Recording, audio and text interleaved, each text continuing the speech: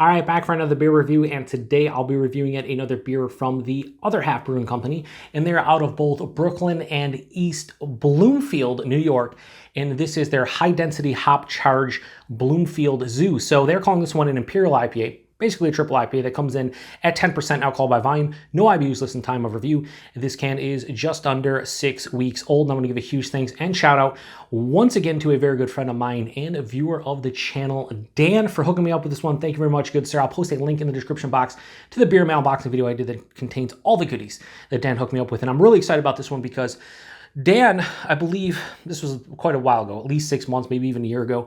I remember him really digging the regular Bloomfield Zoo. Now, this is the high-density hop charge version, the HDHC version, which just means they're using a shit ton of hops. Now, this one, they're brewing with Citra, Galaxy, Dorado, and Ekuanot, and then they're giving it the high-density hop charge treatment with Citra Incognito and Citra Cryo hops. So, yeah, huge beer, 10%, lots of stuff going on with this one, and yeah, I can't wait to get into it. So, thanks to Dan for this can, like I said, and hopefully it's as good as I remember him saying the base one was. I don't know if he checked this one in, the high-density hop charge version, but if you did, Dan, I missed it.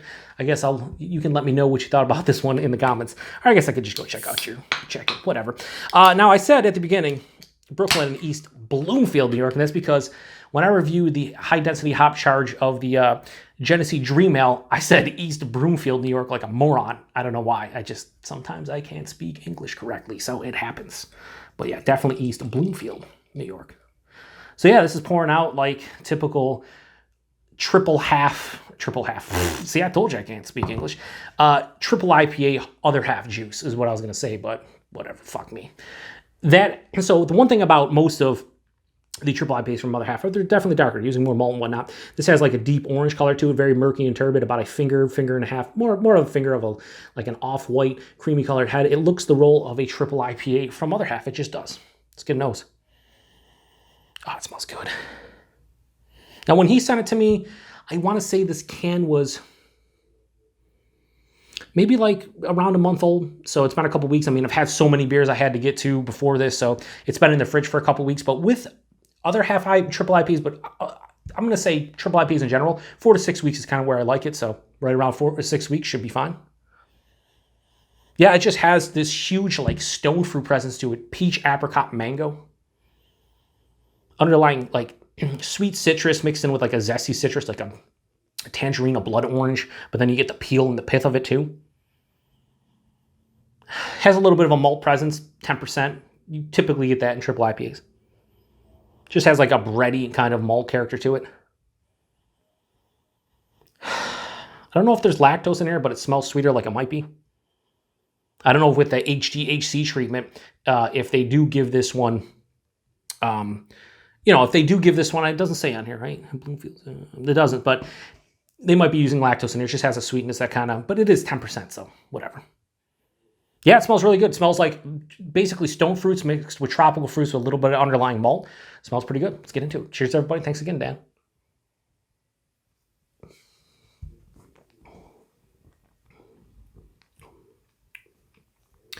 Yeah, I mean, it's fucking delicious is what it is.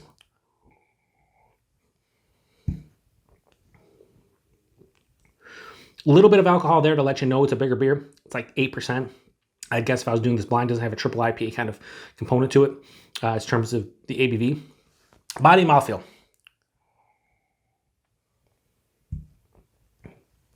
Body's like higher side of medium, lower side of full, has a half behind at 10%. Mouthfeel, soft, smooth, creamy. This is, and I talk a lot about Hop Butcher beers because I review a lot of Hop Butcher beers. And I haven't been reviewing a lot of Other Half beers since the start of the pandemic over the last 6 months or so. Other Half mouthfeels were upper echelon for me and still are, but Hop Butcher's kind of in that realm. So when I talk about Hop Butcher by the mouthfeel, like me, that's what Other Half does too. Like, this is a 10% beer that's like you're fucking drinking a clout. It's how like fluffy and just like soft and smooth it is. It's fucking insane. And at 10%, you're just like, wow, I just can't believe a beer like that. It's so fucking, smooth and soft and somewhat creamy. So yeah, body appropriate. I would like to see this a little bit like lower bodied, but that's a personal preference. I'll mention this in every single fucking triple IPA review I'll ever review to the end of time. I want to see them in like the medium to higher side of medium as opposed to like higher side of medium to lower side of full. This is a little bit too big for what I enjoy, like I personally love in a triple IPA, but it is appropriate for a 10% triple IPA. That's all I'm going to say. Body's good. Mouthfeel's phenomenal. The taste, pretty much the nose carried over to a T. Getting sweet peach, apricot, mangoes at the forefront. And that kind of hits me with like a slight bready malt.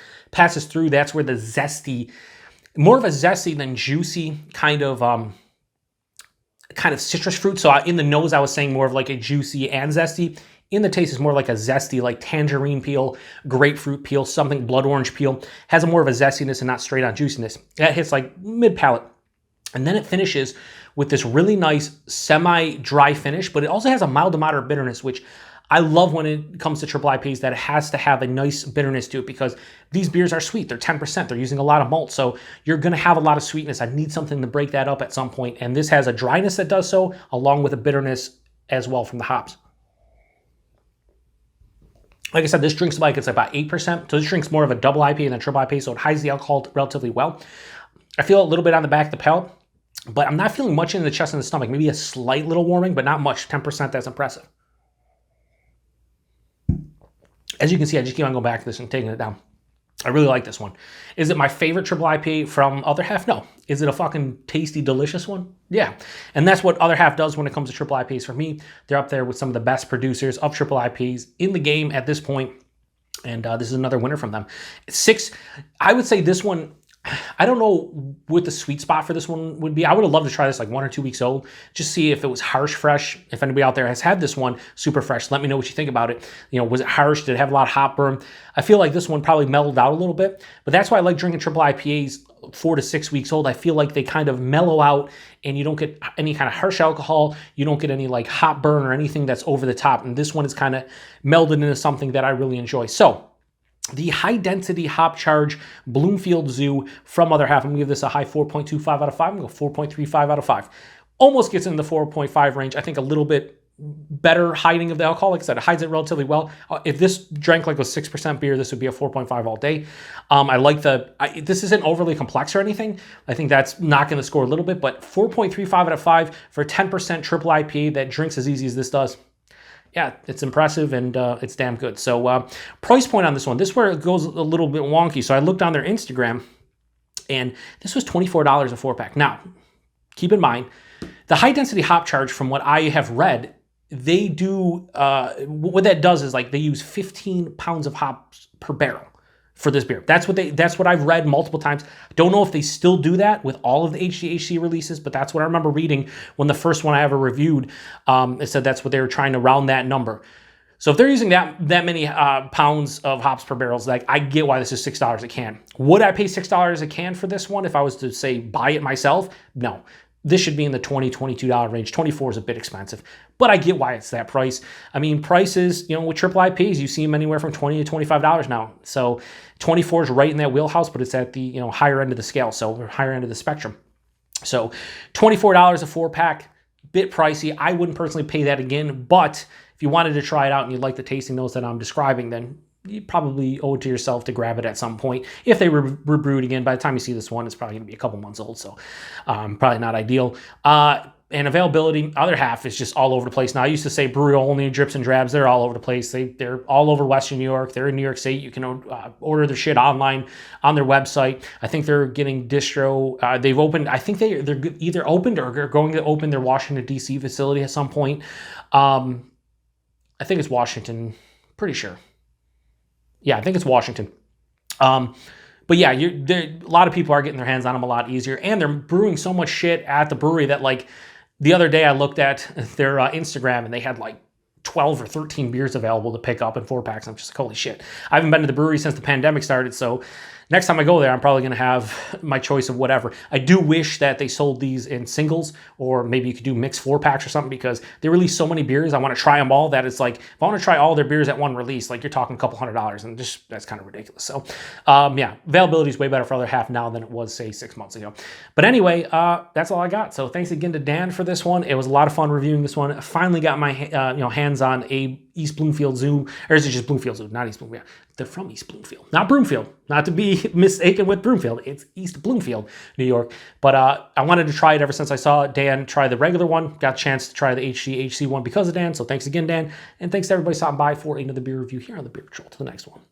Cheers.